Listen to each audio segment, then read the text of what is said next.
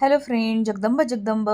तर हनुमान जयंतीच्या आणि म्हातोबा यात्राच्या तुम्हाला सर्वांना हार्दिक हार्दिक शुभेच्छा.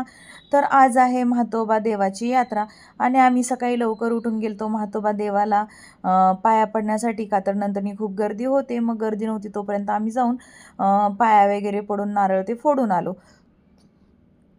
आणि त्याचप्रमाणे होती हनुमान जयंती. मग हनुमानाच्या मारुतीच्या मंदिरामध्ये जाऊन आम्ही सकाळी 7 वाजताच म्हणजे गेलतो, 7-7:30 वाजताच गेलतो आणि मग तेव्हा हनुमान जन्म चालूच होता. तर मग आम्ही तिथे जाऊन दर्शन वगैरे घेतलं, नारळ वगैरे फोडला. आणि हे हे आहे मातोबा देवस्थान, किती सुंदर सजावट केलेली आहे पाहू शकता तुम्ही. आणि खूप मोठी यात्रा असते हिंजवडी वाकड साईडला मातोबा देवाची यात्रा, बगाड यात्रा असती, खूप मोठी असती आणि दरवर्षी खूप छान होते.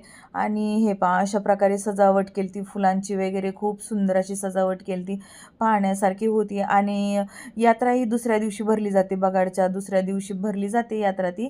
पाहण्यासारखी असते यात्रा, खूप मोठी असते, छान असती. मी जेव्हा गेली तर तेव्हा तुम्हाला नक्कीच याचा व्हिडिओ शूट करून दाखवेल. आणि मग अशा प्रकारे मी आणि माझे मिस्टर आम्ही दोघेजण गेलतो मातोबाच्या देवाच्या पाया पडायला, सगळ्या देवांच्या पाया पडलो. सकाळी लवकर गेल्यामुळे गर्दी कमी होते आणि दर्शनही छान व्यवस्थित झालं. त्याचप्रमाणे मारुतीरायांचे दर्शन छान झालं. बजरंगबली की जय, जय हनुमान ज्ञान गुण सागर, असं छानपैकी तिथे हनुमान चालीसा वगैरे म्हणून मग आम्ही अशा प्रकारे प्रदक्षिणा वगैरे करून यथासांग व्यवस्थित पाया वगैरे पडून देवाच्या मग घरी आलो. तर मग अशा प्रकारे आहे. आता मी तुम्हाला हे मातोबा देवाचं मंदिर झालं, आता हे आहे मारुतीचं मंदिर हनुमानाचं. तर हेही खूप सुंदर आहे. आत्ताच जे जुनं मंदिर होतं त्याच्या जागी हे नवीन मंदिर बांधलेलं आहे. खूप सुंदर आणि मोठं आणि छान आहे.